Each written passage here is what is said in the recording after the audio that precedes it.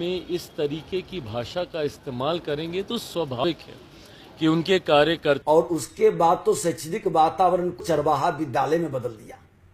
बिहार में बहुत सारी समस्याएं देखने को मिल रही है और वो भी समस्याएं एनडीए के साथ ज्यादा देखने को मिल रही है और उसका सबसे बड़ा कारण है सीट। और सीट भी मन पसंदीदा ना मिले तो उसके लेकर के भी कहीं ना कहीं एनडीए में समस्याएं दिखती जा रही है। उम्मीदवार हैं और ऐसे में दो बड़े नेता आपस में कहीं न कहीं उलझते हुए दिखाई दे रहे हैं और तू मैं करते हुए दिखाई दे रहे हैं। यानी दो बड़े नेता बिहार के एनडीए के, एक तो डिप्टी सीएम विजय सिन्हा है, अधिक पकड़ लेता था और डिमांड करता था, और दूसरा नीतीश के सिपाही ललन सिंह हैं। दिल्ली की जनता को आप कैसे बैठ के यहाँ फैसला कर सकते हैं?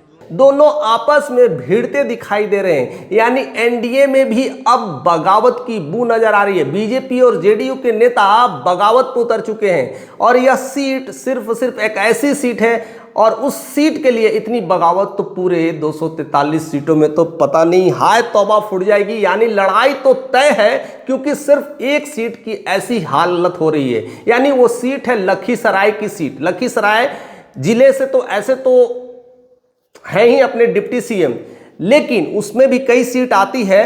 तो लखीसराय के तो विजय सिन्हा अपने आप में सर्वे सर्वा है, लेकिन लखीसराय में जो सीट आने वाली है सूर्यगढ़ की सीट, वह कहीं ना कहीं वह वहां के जो विधायक है प्रहलाद यादव है, जो कि 5 बार से विधायक चुने गए हैं।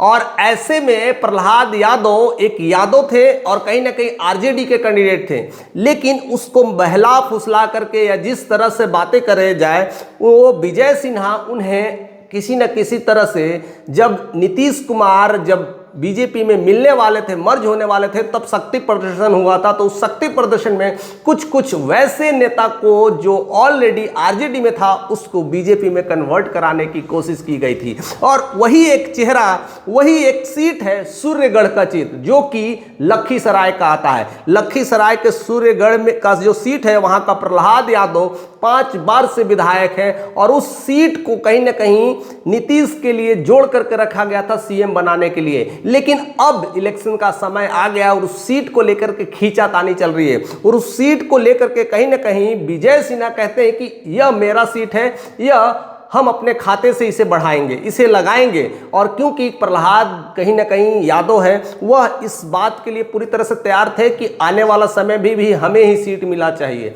और ऐसे में और बगावत इसलिए आ रही है कि ललन सिंह बीच में आ गए हैं और वो कहते हैं कि यह सीट अब हमारे खाते में आएगी।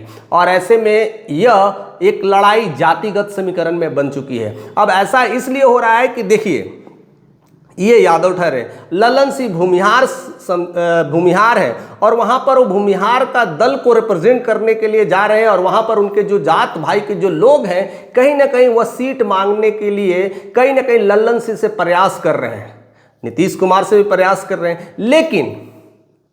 लेकिन विजय सिन्हा भी भूमिहार आते हैं, लेकिन उन्होंने वह वादा कर चुके हैं कि हम प्रहलाद यादव को ही सीट देंगे, क्योंकि वह ऐन मौके पर काम आए थे और हमारे सरकार में मर्ज होकर के बीजेपी की सरकार बनाई थी।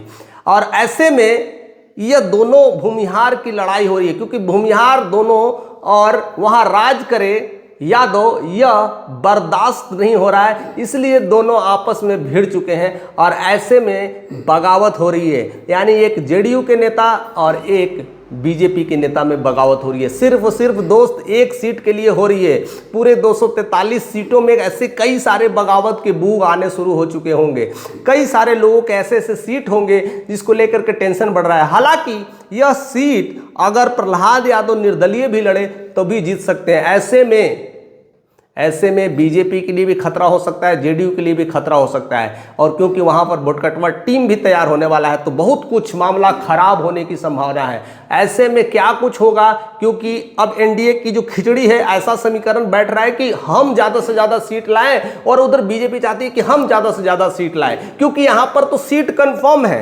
यानी प्रहलाद यादव का सीट कंफर्म है, तो बीजेपी चाहती है कि मेरा कैंडिडेट प्रहलाद यादव रहे और जेडीयू चाहती है कि नहीं, हम अपना कैंडिडेट उतारे, क्योंकि यहां पर वह अपना भी सीट चाहते हैं। यानी सब कुछ अब सीटों का मामला पर भी निर्भर करता है, क्योंकि जेडीयू ज्यादा सीट लाई तो नीतीश कुमार, अगर बीजेपी ज्यादा सीट लाई तो विजय सिन्हा, सम्राट चौधरी या तो चिराग पासवान, ऐसे चेहरे झलक रहे हैं। और इसी को लेकर के दो भूमिहार आपस में लड़ रहे हैं। और दोनों भूमिहार अगर कह सकते हैं, अगर जाति समीकरण की बात अगर कह रहे हैं, तो दोनों भूमिहार आपस में लड़ रहे हैं, और एक बीजेपी की और एक जेडीयू की। दोनों बड़े बड़े नेता हैं और दोनों एनडीए के बड़े नेता हैं। एक डिप्टी सीएम है तो एक सांसद है। ऐसे में यह लड़ाई कब तक चलेगी और यह शंखनाद कब तक होगा?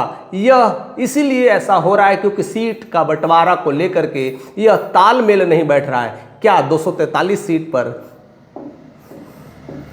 ऐसा कुछ हो सकता है? क्या सहमति बन सकती है? या फिर मोदी और शाह फिर से बिहार में आएंगे, कई सारी मीटिंग होगी और नेताओं को समझाने बुझाने का काम करेंगे, या तो उधर उपराष्ट्रपति के चुनाव में जिस तरह से फंसे हुए उधर डील करें? अभी कहीं ना कहीं केंद्र में भी एक संकट का माहौल हो रहा है और मोदी शाह की जोड़ी कहीं ना कहीं बिहार में कभी अटक रही है तो कभी उपराष्ट्रपति को लेकर के अटक रही है। यानी एक तरफ से सांसद को लेकर के प्रॉब्लम हो रहा है तो एक तरफ से बिहार के इलेक्शंस को लेकर के प्रॉब्लम हो रहा है। इस प्रॉब्लम्स में एनडीए बिहार बहुत कुछ प्रॉब्लम्स क्रिएट कर रहा है और ऐसे में चिराग पासवान ने भी शक्ति प्रदर्शन करना शुरू कर दिया है।